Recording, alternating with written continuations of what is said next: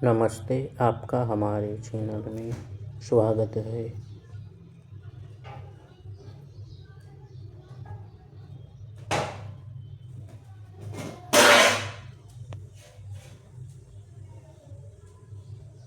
उमा कहूँ मैं अनुभव अपना, सत हरि भजन जगत सब सपना। स्वयं शिव अपना अनुभव बता रहे हैं। जो स्वयं अनुभव स्वरूप है वह प्रकट होगा तो क्षण भंगुर दृश्य जगत स्वप्नवत लगेगा ही। अगर हम पूरी तरह से समर्पित होकर अपने आप को अनुभव करते हैं तो हमारा ध्यान चारों तरफ से हट जाता है। ध्यान है तो वह ध्यान नहीं है तो वह है ही नहीं। ध्यान नहीं है तो वह है ही नहीं। ध्यान है तो वह है। वह सब सपने से कम नहीं। स्वप्न कम समय के लिए होता है, जागृत अवस्था लंबे समय तक देखा गया स्वप्न है, लेकिन है स्वप्न ही। यह थोड़े समय का स्वप्न यही बताने के लिए है, लेकिन हम जागृत अवस्था को स्वप्न कहाँ मानते हैं। वह सत्य लगता है, इसलिए सत्य न लगे तो कोई बात ही नहीं।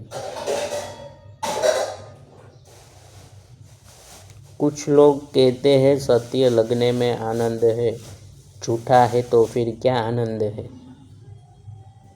वे ही लोग जब दुख पीड़ा कष्ट से व्याकुल बेचैन होते हैं तब वे ऐसा नहीं कहते। जिसके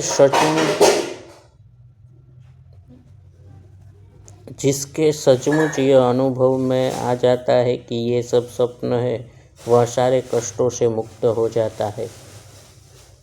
सपने में भी सपना सच लगता है, उसके सुख दुख सच लगते हैं, होते नहीं। सपने में भी पराये दोस्त दुश्मन होते हैं और अलग से कोई होता नहीं। स्वप्न का आंतरिक बाहरी स्वप्न का ही हिस्सा होता है, स्वयं ही होता है। सपने में अपना पराया सब, फिर भी अलग अलग लगता है। स्वप्न में भी बाहरी लगता है, वह बाहरी जो बड़े राग द्वेष बड़े सुख दुख का कारण बनता है। ऐसे ही जागृत अवस्था है। जागृत अवस्था में भी स्वयं ही है, सब दृष्टा दृश्य है। प्रक्षेपक प्रक्षेपित हो रहा है। जो जैसा है उसका जगत भी वैसा ही है। जगत एक बड़ा स्वप्न है, फिर भी सच लगता है तो एक विश्वास बन जाता है कि यह सच है। इसलिए कांटे से कांटा निकालने की तरह इस विश्वास से यह सच है, यह विश्वास निर्मित किया जाता है कि यह सच नहीं है, यह स्वप्न है। अनुभव हो जाए तब तो विश्वास की भी जरूरत नहीं है। शिव जी अपना अनुभव बता रहे हैं कि उमा कहूँ मैं अनुभव अपना। गुरु गुरु है, गुरु के अनुभव सदा सर आँखों पर। जरा सोचे, बचपन की बातें सपने जैसी लगते हैं या नहीं। सपना ही है।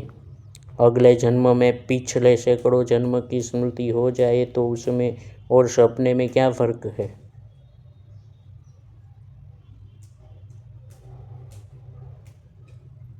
इसलिए जगत जो स्वप्न है वह सच्चा है, ऐसा विश्वास निर्मित हो गया है।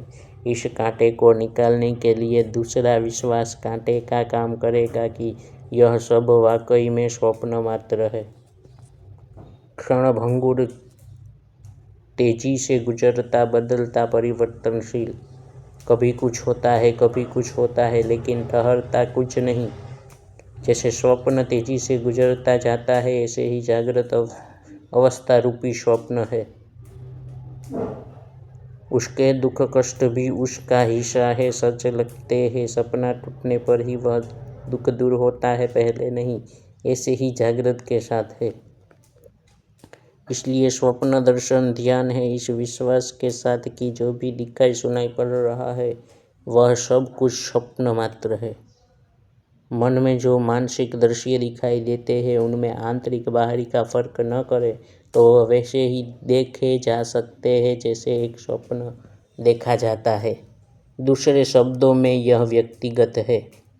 सपने व्यक्तिगत रूप से ही देखे जाते हैं, वे क्या सामूहिक रूप से देखे जा सकते हैं? नहीं। हर व्यक्ति व्यक्तिगत रूप से स्वप्न देखता है और उसका हर हिस्सा वह स्वयं होता है। नदी, पर्वत, पेड़ पौधे, पशु पक्षी। जागृत अवस्था में यह ध्यान किया जाता है कि इस स्वप्न में जो कुछ भी दिखाई दे रहा है वह मैं ही हूँ, सब मेरे स्वप्न का ही हिस्सा है। कोई प्रशंसा कर रहा है तो वह मेरे ही सपने का हिस्सा है। कोई निंदा कर रहा है तो मेरा ही हिस्सा है। इससे बिना संघर्ष निंदा स्तुति में समता आ जाती है। किससे राग द्वेष, किस पर क्रोध क्षोभ, किससे भय चिंता, सब मैं ही हूँ। बेशक दूसरे का प्रयास नहीं काम आएगा। व्यक्तिगत स्वप्न दर्शन ध्यान में दूसरा होता ही नहीं जो मदद कर सके। इसमें तो विघ्नकर्ता भी अभिन्न है, पृथक कुछ है ही नहीं। माया का खेल सब, इसलिए सतहरि भजन कहा। ध्यान भजन है, सब कुछ स्वप्न है, यह जानने पर सत्य रह जाता है। वह कहाँ जाएगा? वह तो स्वप्न है ही नहीं, स्वप्न है नहीं। सारे जागृत स्वप्न सुषुप्ति के खेल जो उसके आधार पर ही तो हो रहे हैं। अतः श्री कृष्ण कहते हैं, दैवी येषा गुणमयी मम माया दुरत्यया मामेव ये प्रपद्यन्ते माया में ताम तरन्ति ते। यह अलौकिक अर्थात अति अद्भुत त्रिगुणमयी मेरी माया बड़ी दुष्टर है, परंतु जो पुरुष केवल मुझको ही निरंतर भजते हैं वे इस माया को उल्लंघन कर जाते हैं, अर्थात संसार से तर जाते हैं। इस जागृत को सत्य मानकर इसके सुख में लिप्त होने से बेहतर है इसे स्वप्नवत जानना, तब इसके दुख सुख नहीं रह जाते। दोनों अवस्थाओं में आनंद रहता है। जगत सपना है तो कैसा कष्ट, पलायन की जरूरत ही क्या, कौन करे बचाव और किससे करे, सब स्वप्न ही है, दृष्टा भी दृश्य भी। The observer is the observed. स्वयं ही देख रहा है, स्वयं ही देखा जा रहा है। स्वप्न के उदाहरण से इसे अच्छी तरह से समझा जा सकता है। जागृत अवस्था में भी यही अभ्यास है कि कुछ भी पृथक नहीं है। न प्रेम करने वाला पृथक है, न क्रोध करने वाले का स्वतंत्र अस्तित्व है। सचमुच बड़ा निर्भय करने वाला है यह वचन। उमा कहूँ मैं अनुभव अपना, सतहरि भजन जगत सब सपना।